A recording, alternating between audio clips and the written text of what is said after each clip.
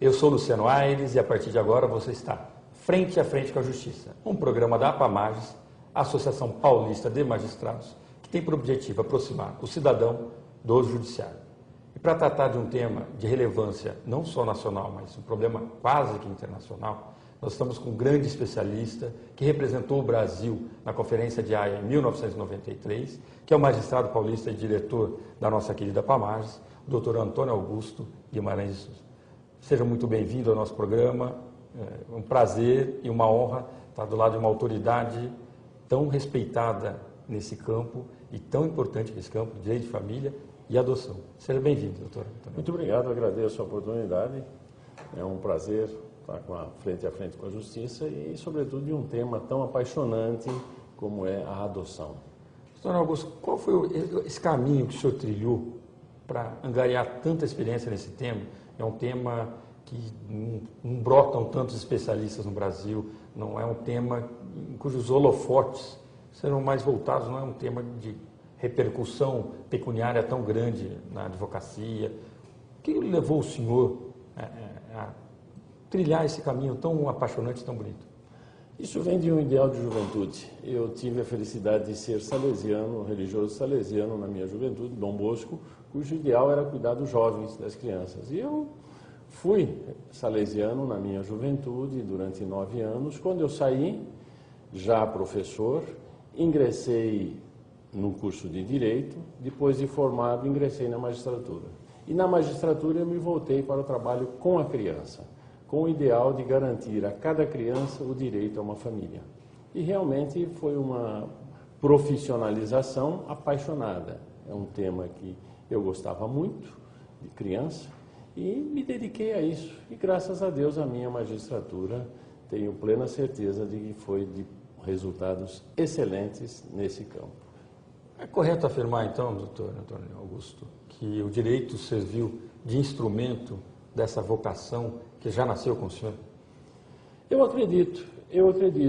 Eu tive a felicidade de poder fazer muita coisa porque o direito me garantia isso. Eu era magistrado na ativa e tinha a obrigação de aplicar a lei.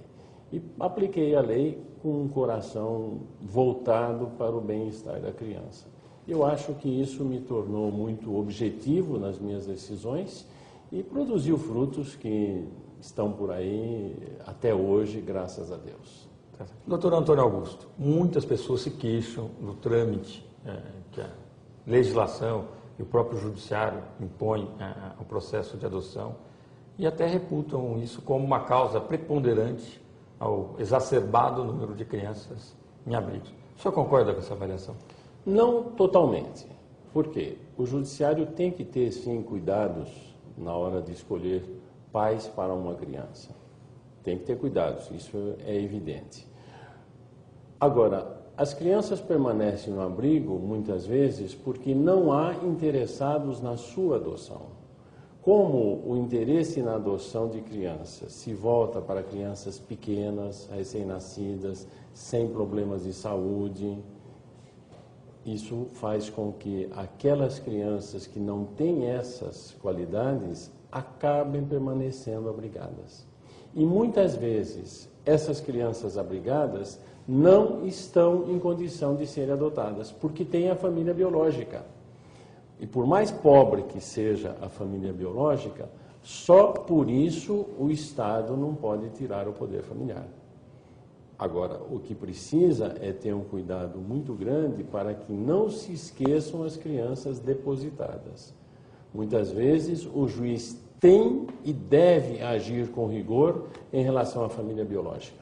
Aquela família biológica que não consegue se estruturar, não consegue ter mínimas condições para cuidar de seus filhos, tem sim que perder o poder familiar em benefício da criança para que ela possa ser colocada em lar substituto. Esse é o grande problema, agir com rigor em relação aos pais. Tá certo. Doutor, quais são os requisitos básicos? Uma pessoa hoje quer se habilitar para ser um adotante. Ela pensa, olha, tem tanta gente lá precisando de um lar, eu vou adotar uma criança. O que ela precisa, né? Quais os predicados que essa pessoa deve ostentar E mais, é preciso ser um casal, é preciso constituir um seio familiar, um núcleo familiar, por meio de um casal, até vamos um pouco adiante. Assistimos aí vários casais homossexuais pleiteando isso. Na opinião do senhor, é possível estruturar uma criança dentro de um modelo que não é o tradicional de família? Veja, a adoção nada mais é do que um instituto que se destina a dar pais para uma criança. A adoção existe para resolver o problema da criança ou adolescente sem família e não o contrário. Nesse contexto, quem pode adotar?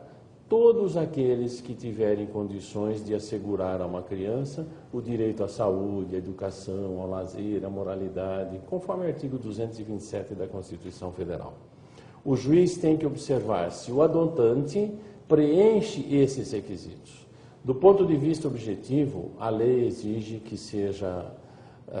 que haja uma diferença de 16 anos entre adotante e adotando. O Estatuto da Criança fala que o adotante tem que ter pelo menos 21 anos de idade.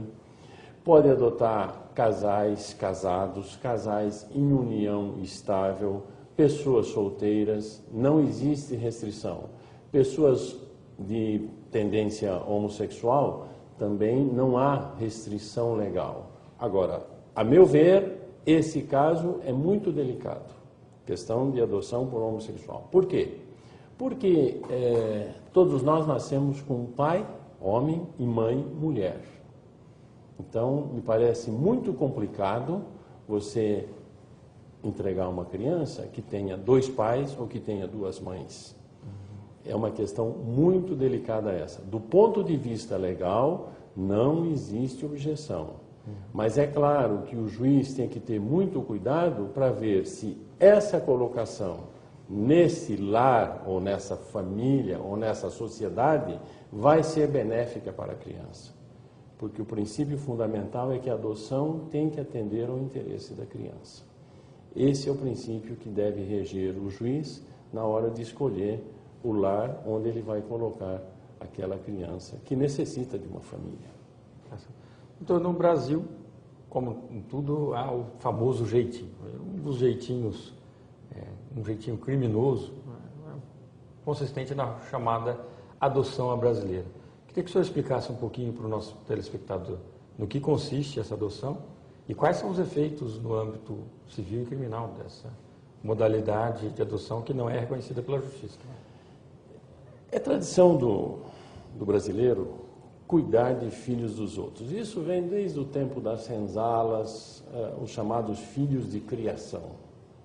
E também, durante muito tempo, foi comum alguém dar parto alheio como próprio. Nisso consiste a adoção à brasileira.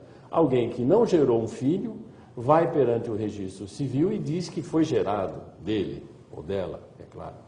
Isso é adoção à brasileira. É fazer um registro falso de uma filiação biológica inexistente. É crime. Em princípio, isso é crime, existe persecução penal para isso. Acontece? Acontece. Deve ser incentivado? Não. É evidente que não. Mas acontece. E a justiça tem que estar atenta a isso também. O juiz, às vezes, se depara com essa situação e como é que ele deve resolver? Atendendo ao interesse da criança, em primeiro lugar.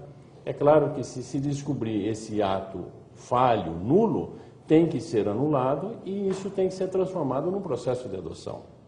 Mas nem por isso se justifica tirar a criança daquela família e colocar em outra. Não. Não necessariamente. Por essa razão, não. O que tem é que se corrigir o que foi feito errado e transformar num processo de adoção. Mas é crime. A adoção